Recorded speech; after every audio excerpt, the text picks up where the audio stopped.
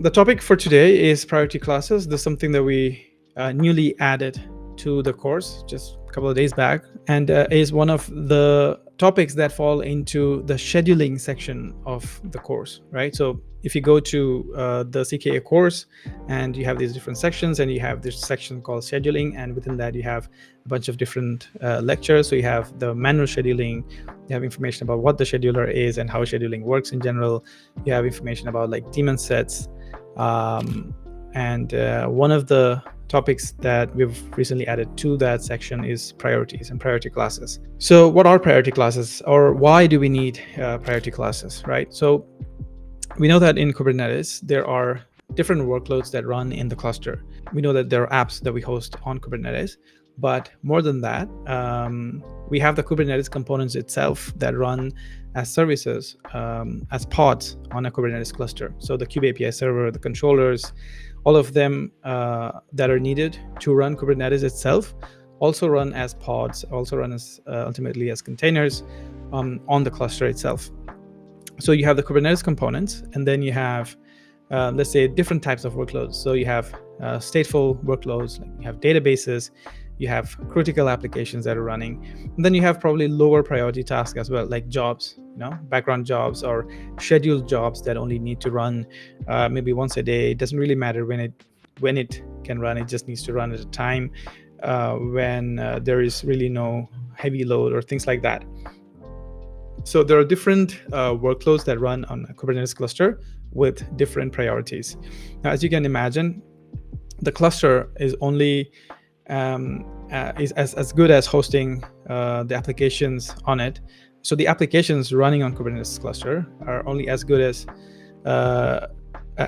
to run if the Kubernetes components themselves are healthy, right? So if the API server or the controller manager goes down, is going to eventually impact the applications running on the cluster. So we know that those should always have higher priority. We don't want the API server itself or any Kubernetes components to ever be impacted by any kind of workload on the cluster.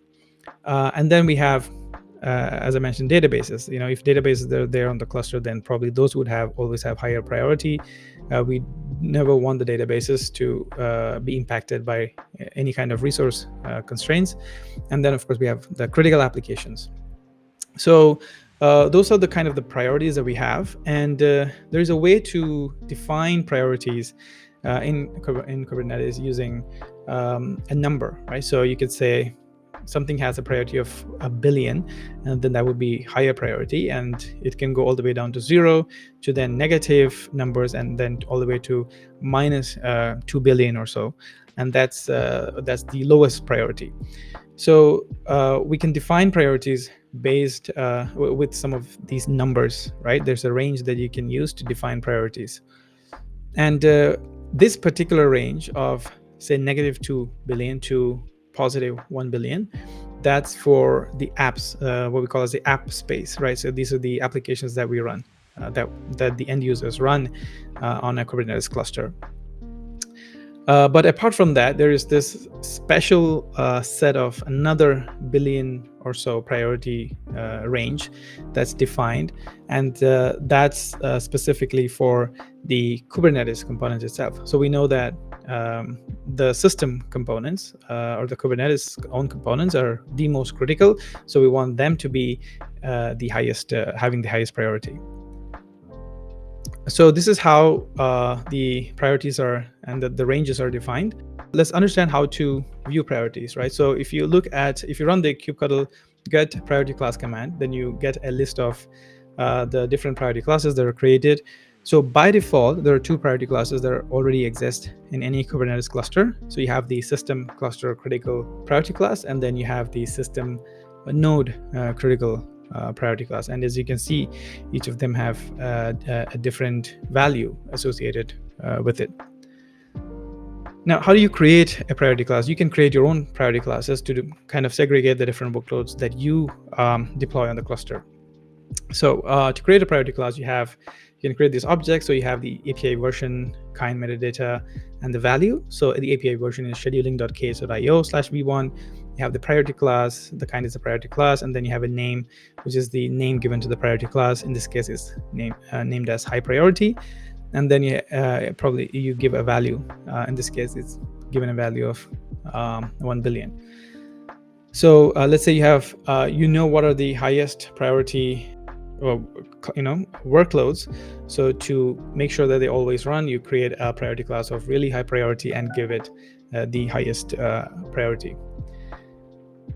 And so once you create the priority class, what do? You assign that priority class to your workload. And you do that by specifying a priority class name to the pod definition. So you have your pod definition, and with there you have your containers and all of that information.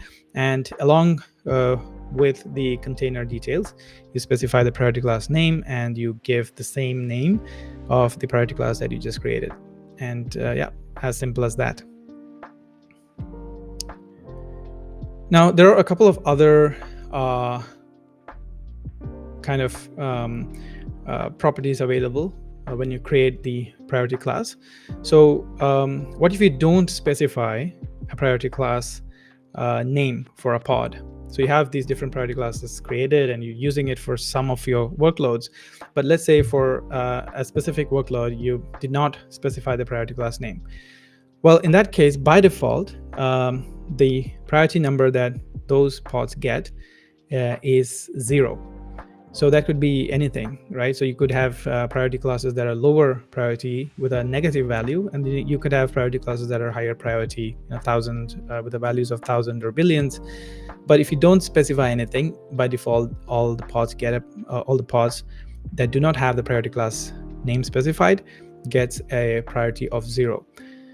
So, but what if you want to change that from 0 to something else? This is where the global default property of a priority class comes in. So let's say you want to make sure any pod you create where someone does not specify a priority class name gets, let's say, 1,000 or 1,000,000 number in terms of priority. And what you would then do is create a priority class name. You can call it default or something, and then you set the global default property for that priority class to true. And that would mean that any pod that's created that does not have the priority class name set would automatically get the value that's part of this particular priority class that has the global default set to true. Now, then what if you set global default to true to multiple different priority classes? Well, you can't do that because you can only have one priority class with a global default set to true. So moving on, let's see what happens when you have defined different priority classes and you're deploying different workloads. So let's say you have a cluster with currently there are no workloads, so there's like minimal resource consumed. And you have this jobs workload that comes in, and it has a priority value of 5. And because there are no workloads, there's no competition right now, it's just going to get placed. But actually, wait, it's not created yet. And then we have the critical apps, which is another workload, and that has a priority of 7. So you now have two workloads that have a priority that has two different priorities. So critical apps has 7, jobs is a lower priority workload that has 5. If these workloads were created at the same time, and if the scheduler had to make a decision to place these workloads on the cluster, it would first always prioritize the workload that has the higher priority. So it's just going to place the critical apps first, and then followed by that it's going to place the jobs workload, which is the lower priority workload.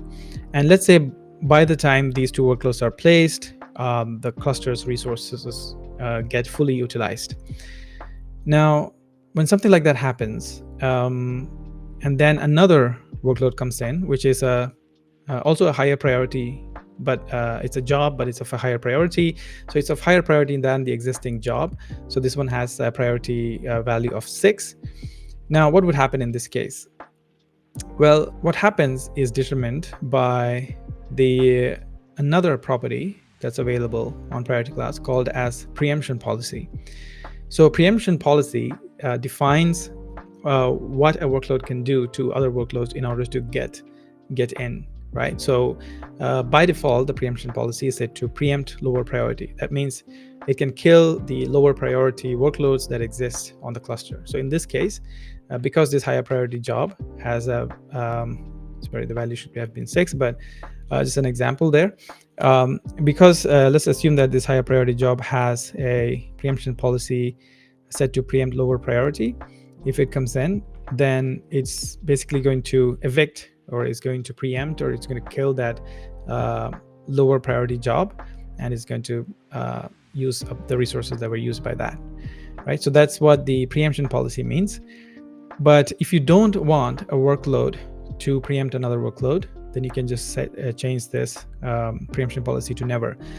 So that means if that was set to never, then this higher priority job would have stayed in that position and waited until any other lower priority job eventually automatically ends and resources are freed up. So it would wait till till the cluster naturally has enough resources for it to be placed. But then what is the point of priority class at all? You see, at that stage, if there are multiple workloads that were queued to be placed on the cluster, it will still use the priority value and identify the workload with the highest priority and place that. It's just that it's not going to kill any existing or evict any existing workload to free up resources. It'll wait until it gets enough, until there's enough resources to then be able to have space to be placed on the workload.